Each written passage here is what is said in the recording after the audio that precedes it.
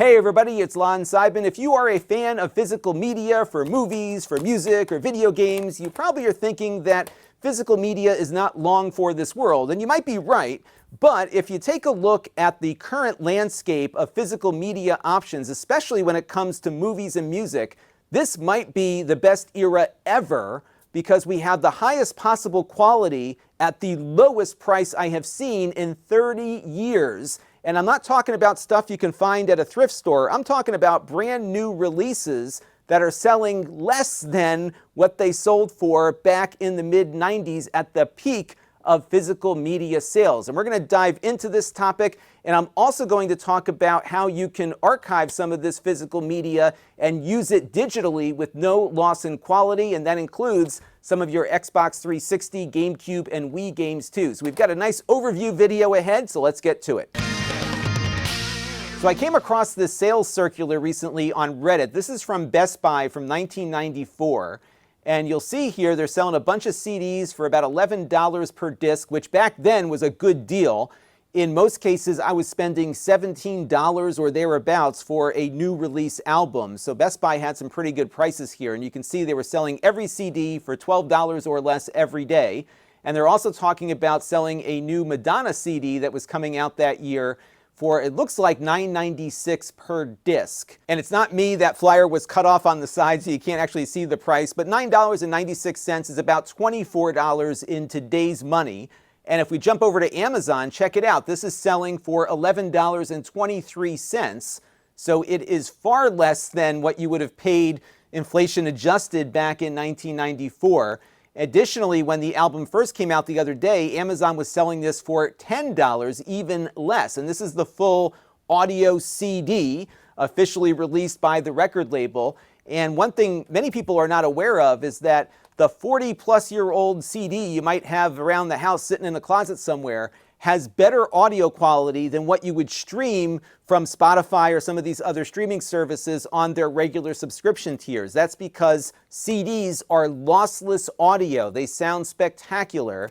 And in a little bit, I'll show you how to get the audio information off of your discs and into your favorite music players so you can enjoy them at full quality and take advantage of the fact that you own the music that you purchased. Now, what you're looking at here is a laser disc, and back in the early 90s, this was the best visual and audio quality you could get at home. And if you were an enthusiast, this is what you got, and you paid a lot for it. Even just a basic movie, regular transfer was going to cost you about $50 or $115 today.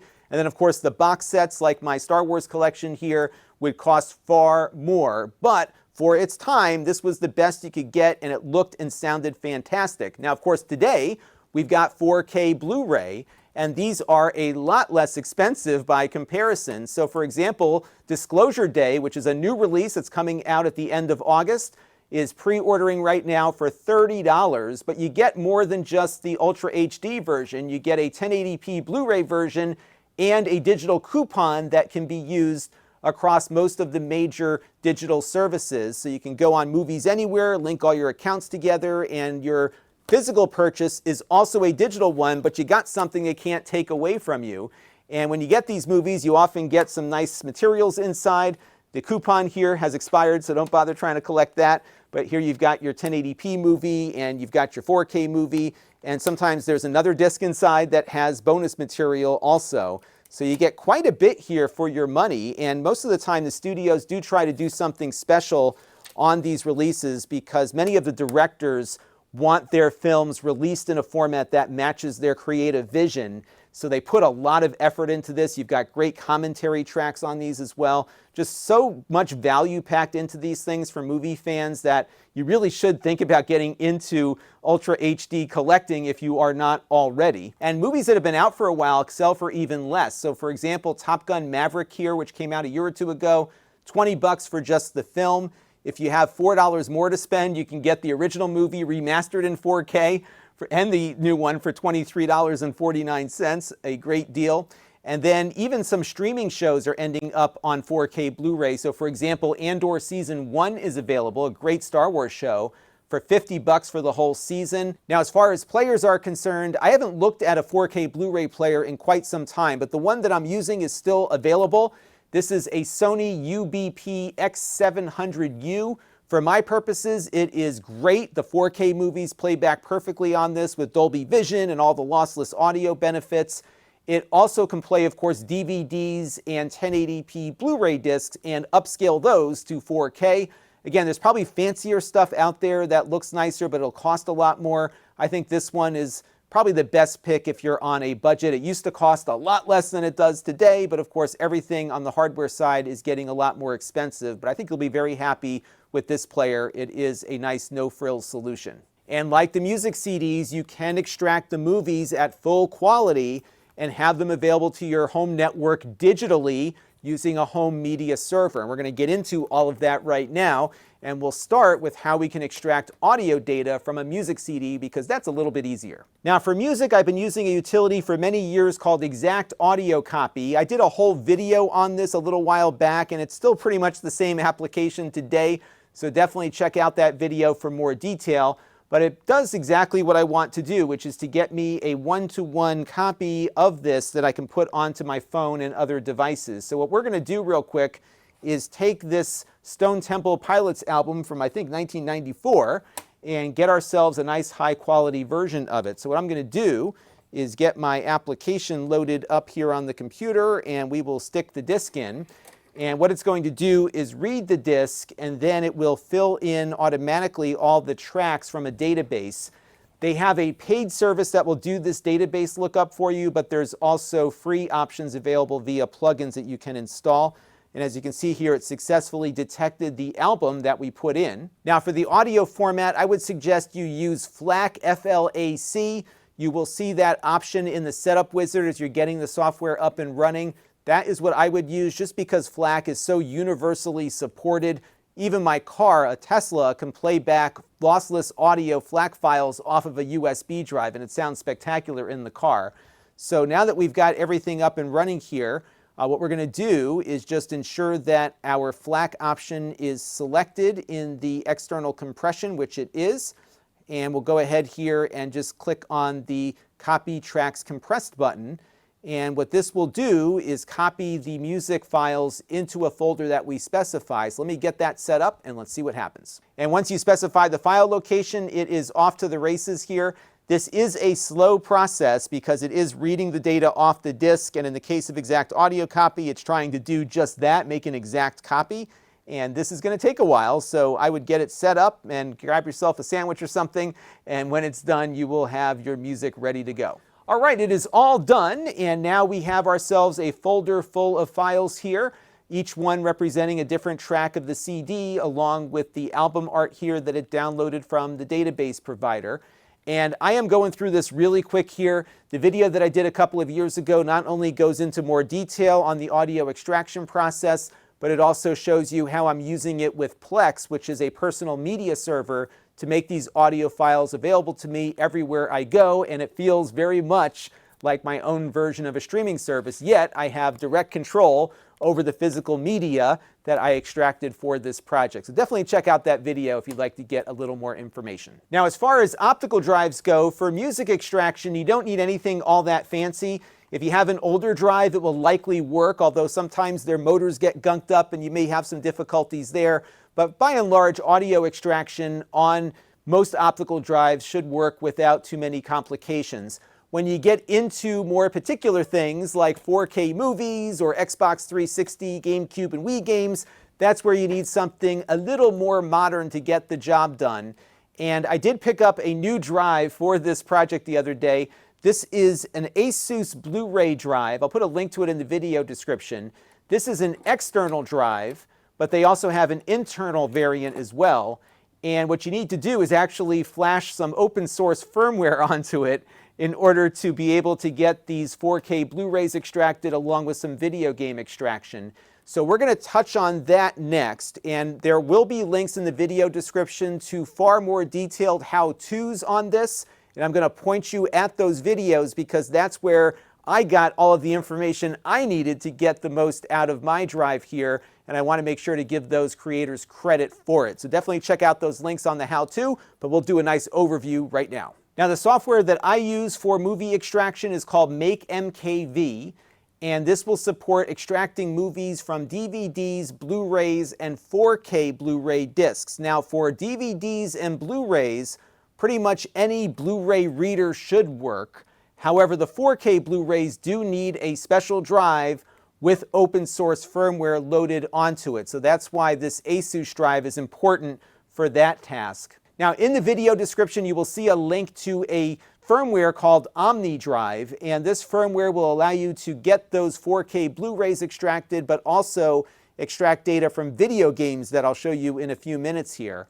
And so what you need to do first is make sure the drive you have is compatible. So for example, this ASUS drive is compatible, and I was able to get the firmware loaded on it. I also have an older LG drive that is compatible, and the firmware loaded up on that too. But note, you could mess up your drive if it's not compatible and you try to force this firmware on. So make sure the drive you have is compatible, and they've give you all the information you need to figure out if it is. So the first section here are for desktop size drives. They also have some slimline drives that are available on the market too. So do your research and make sure you've got the right drive and install the correct firmware. So for example, for the desktop drives, you install the ASUS firmware. So even on my LG drive, I installed the ASUS firmware because that was the desktop version. So again, spend some time on this, check out the other videos that I talked about, and that will get you up and running.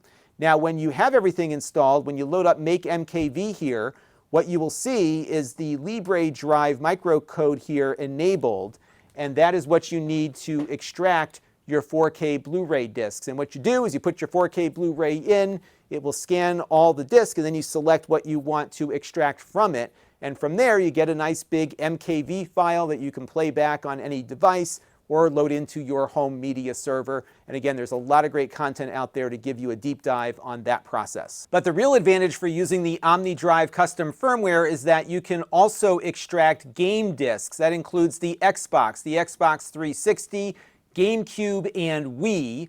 Other systems are supported marginally, but they do encrypt their content, which makes it more difficult to work with. So earlier I was able to extract a Wii, a Gamecube, and an Xbox 360 game onto my hard drive, and I was able to load them up on an emulator and have those games work on the first shot. It was pretty cool. Let me show you the software that makes it happen. Now, the software I'm going to use for this dumping is called the Media Preservation Front End. And this is available on Windows only, although the components of this are available as command line applications on other platforms. But I found this Windows app to be the easiest to navigate. So I'm going to pull this up here. I'm just going to minimize the web browser. And what we're going to do is a quick check of this demo CD here that got shipped with an Xbox magazine 20 years ago. And this disc is for the Xbox 360. It's a bunch of game demos. And what we're going to do is rip the disc, and then we're going to load the disc up in an emulator to see if we're able to get access to that after the fact. Let me get rid of my twist tie here. And so now that we've got the disc loaded in, the drive will spin up. And what I'm going to do is select what system we are ripping here. As you can see, this tool supports a lot. But again, some of these are encrypted, so although you can rip the disc, you may not be able to work with it after. However, the 360 works just fine. So we're going to select 360. We're going to go to D, which is my drive letter. I'm going to leave everything else as is. And I'm going to have it throw this into my RIP directory here, just on the front end there. It's called Not Detected. Maybe we'll rename that to Demo Disk. And then we will hit the button here to get it going. So I'm going to hit Start Dumping. And what's going to happen here is it's going to pull up this command line application and basically get it done for us, as you can see. And it's able to rip very quickly on this ASUS drive. And in a few minutes, this will be pretty much done. And we can see if it loads up in our emulator after the fact. I did notice on the Wii and the GameCube games is that it pops up an error initially saying it can't read the disc. But if you just go through it, it then picks up the disc and reads it. And even the little GameCube games that I've got in my box here are all working fine because they do fit inside of the drive's tray. So GameCube, Wii, and 360, and the Xbox One all rip off on here pretty quickly. So we're going to let this thing run, and when it's done, we will boot up that demo disk and see if it works. All right, so we have a 7.6 gigabyte demo disk. We're going to drag this into the Xenia emulator, and look at that, it boots right up. Now, some things are not going to work on this. This emulator does not have full compatibility, so something like a demo disk is probably not going to give us the full experience, but This cutscene is starting right up here. If I hit the start button, I get the interface. And check it out, it's got like a true Xbox Blade type of interface here for this demo disc. We can browse around here a little bit and see what happens. I am finding it is crashing every time I launch something, but it looks like some things like the videos here work just fine. I did try a game earlier and that was able to work. I think I loaded up the split-second game that I had on my desk. So it is pretty cool. Things seem to be coming together here on this emulator. And this emulator runs on the Linux side as well, so if you have a Steam Deck or something, you can boot it up in that. So this is a great example of the community stepping up to help preserve physical media, especially physical media for game consoles that are no longer manufactured, that had a lot of moving parts. Here you can take the games that you own, put them on your computer, and continue to enjoy those games, even if there's no remaster or some re-release available on another platform. And then when it comes to movies and music, we're in, I think, kind of a golden age here. We're getting super high quality movies coming out all the time on 4K Blu-ray. And you might be surprised there are so many releases, but there is a dedicated group of consumers who are buying these things. And the only way to keep this going is to keep buying them. And I'll tell you what, 20 bucks or less for a really high quality film, especially a good movie, I think is a great deal, and you own it forever. So you don't have to keep paying a subscription fee, and if you get enough of these things, you've got yourself your own streaming service without all of the restrictions that licensing has brought to many of those platforms. So you never lose it. You've always got it. You can use the disc, you can put it on your server, you can do whatever you want with it, and again, super inexpensive. And then, of course, you've got the CDs that you can find everywhere. And remember, every CD you find is going to sound a lot better than a streaming service. So we've got lots of great physical media options here, great ways to preserve the physical media options. All of the tools that I showed you right now are free, including Make MKV, although they eventually will go back to a paid model on that. So there is lots to be excited about here, and I think it's definitely time to keep supporting physical media and buying up some of these 4K Blu-rays and CDs to keep your collection and your library growing again. That will do it for this one. Until next time, this is Lon.TV. Thanks for watching.